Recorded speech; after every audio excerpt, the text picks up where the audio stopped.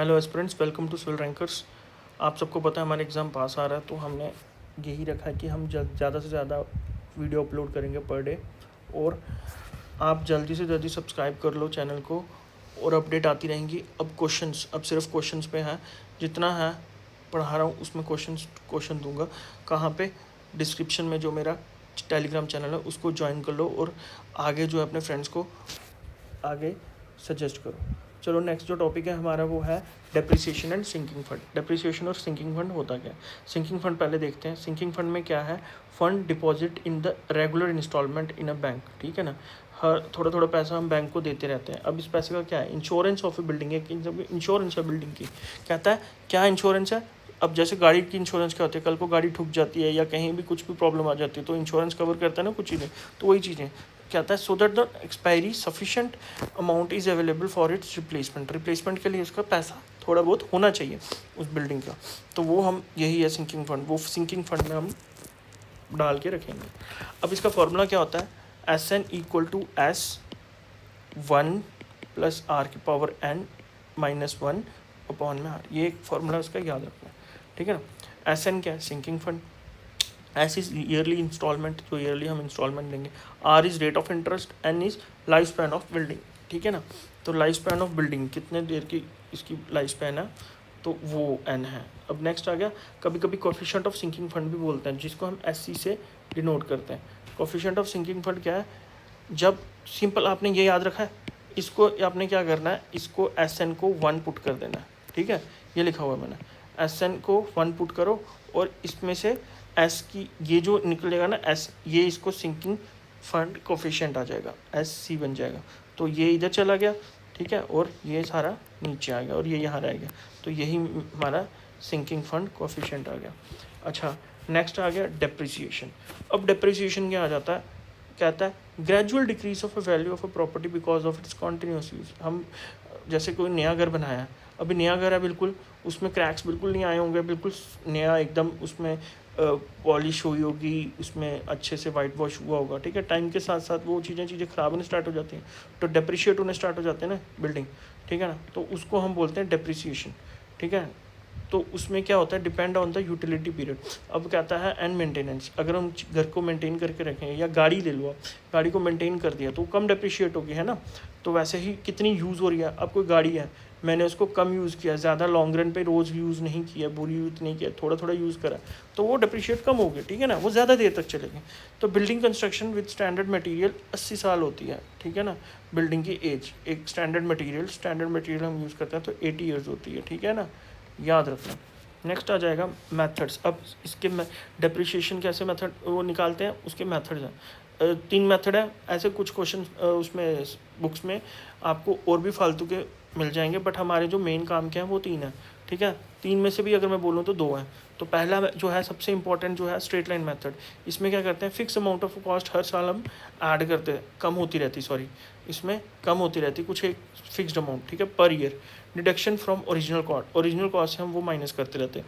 अब annual depreciation, therefore annual depreciation is original cost minus salvage value upon life of building, ठीक है, upon life of building, जिसको हम इसको original cost C, V is salvage value, और N is life of building. कहता है ये एक फार्मूला है, सी माइनस वी अपॉन में एन। ये किसका है? डेप्रिसिएशन डेल्टा पर ईयर इतनी डेप्रिसिएशन हो रही है। अच्छा, स्क्रैप वैल्यू क्या आती है? जब बिल्डिंग अपनी सारी वैल्यू खो दे, कबाड़ बन जाए, तो वो स्क्रैप वैल्यू होगी, ठीक है। स्क्रैप वैल्यू होगी may be positive, may be negative. Positive भी हो सकती है, नेगेटिव भी हो सकती है ना। तो कुछ भी हो सकता है, याद रखना, क्वेश्चन आता है स्क्रैप वैल्यू में भी पॉजिटिव नेगेटिव। आप सोचोगे पॉजिटिव ही होगी, क्यों? आप सोचोगे कबाड़ देना है ना, तो कबाड़ दे के मिल जाएगा कुछ ना कुछ, ऐसा नहीं होता। आप कबाड़ दे रहे हो, मान लो आपकी बिल्डिंग आपने गिराई, ठीक है ना, उसमें से क्या निकला? अब उसमें से जो कंक्रीट होता है ये तो नहीं कबाड़ में जाता, उसमें से क्या जो स्टील होगा हमारा वही निकलेगा। अब घिरी हुई बिल्डिंग में से स्टील निकालोगे आप, उसको पहले आप स्टील निकालोगे पूरा, आप पहले सबसे पहले स्टील निकालने का पैसा दोगे उसको, लेबर को। और इतनी बड़ी अमाउंट में जब आप उसको स्टील निकालोगे, लेबर सिर्फ हाथों से थोड़ी ना निकालेगी, वो मशीन इक्विपमेंट यूज़ करेगी।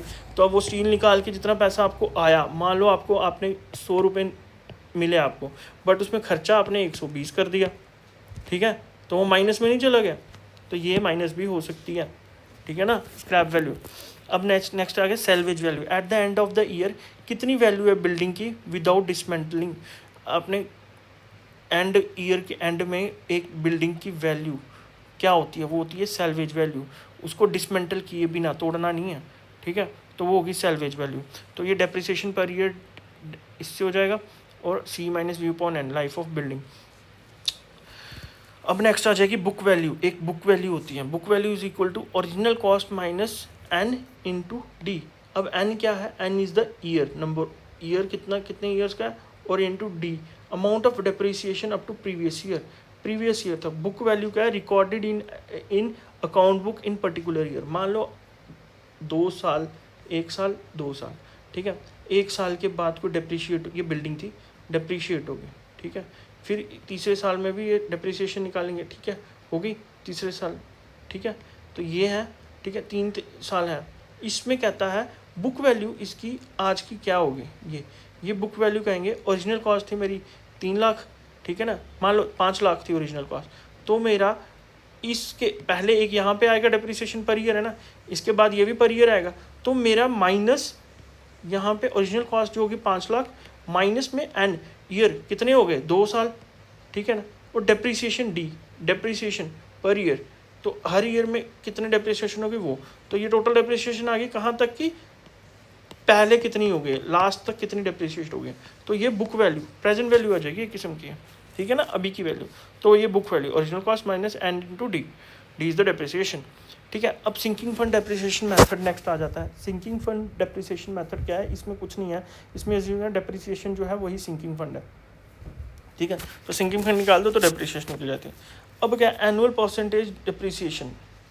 अच्छा, ये छोटी छोटी चीज़ें हैं, ये आपको बस रटनी है, इसमें कोई समझनी नहीं है, क्योंकि इसमें ईयरली परचेज ज़्यादा समझोगे ना, ये बहुत ज़्यादा मतलब दिमाग हिलाने वाला है, तो इसको आपने नहीं करना, आपने बस ये चीज़ें रटने ली हैं।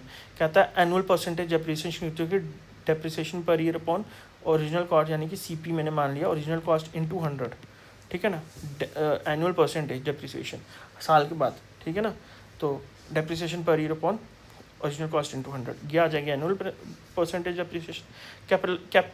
कैपिटलाइज्ड वैल्यू, कैपिटलाइज्ड वैल्यू क्या है, net income into 100 upon R, ये एक फार्मूला आपने रटना है। इसमें 100 अपॉन आर क्या हो जाता है, इसको हम बोलते हैं ईयरली परचेज, ईयरली परचेज। अगर देखो, अगर किस्मत ख़राब हुई, अगर बहुत टफ डालना हो तो उन्होंने ईयरली परचेज में डाल देंगे। ईयरली परचेज का क्या है कि मैंने इतना पैसा लिया, इतने रेट ऑफ इंटरेस्ट के ऊपर उससे बिल्डिंग के लिए, फिर ये करके उसका ईयरली परचेज निकालना है। तो ये दिख रहा ईजी है, बट उसमें बड़ा मुश्किल है, मतलब उसमें थोड़ा दिमाग लगाने का। अब इतना टाइम नहीं है कि इसको आपने करना है, आप बस इतना कैपिटलाइज वैल्यू अगर पूछे, नेट इनकम इंटू, ठीक है, 100 by R, 100 by R is yearly purchase. Yearly purchase को हम कैसे करते हैं, और ईयरली परचेज को 1 upon I P plus I C, I P is the rate of interest, I C is the rate of sinking fund, ठीक है ना। इसको आप अपनी मर्जी से भी लिख सकते हो, I P is equal to I R भी लिख सकते हो, इसमें अपना याद रखने की वजह I R plus rate of interest plus I rate of sinking fund, I S sinking fund, rate of sinking fund याद रखना। तो इनको प्लस कर दो और 1 अपॉन दिस, ठीक है।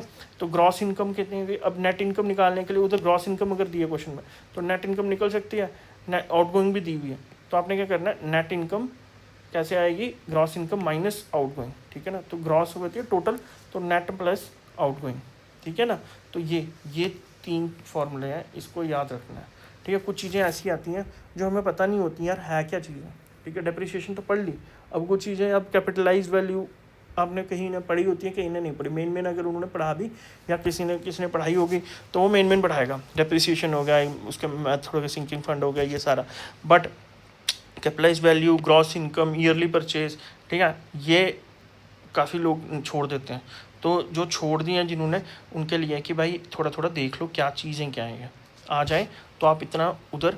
कभी कभी क्वेश्चन ऐसा होता है कि यार अगर थ्योरी क्वेश्चन है, अगर न्यूमेरिकल है तो उसमें तो नहीं लगता ना, बट थ्योरी क्वेश्चन में क्या हो जाता है कि आपको चीज़ें ना, इन चीज़ों से आप एलिमिनेट कर देते हो, क्या एलिमिनेशन ऑफ जो ऑप्शंस होते हैं, तो उधर से आप बेस्ट ऑप्शन जो होगा, तुक्का जब मारने की बारी आती है तो वहाँ से बहुत मैक्सिमम चांस होते हैं कि एलिमिनेशन के थ्रू आपका जो तुक्का है वो सबसे ठीक लग जाए।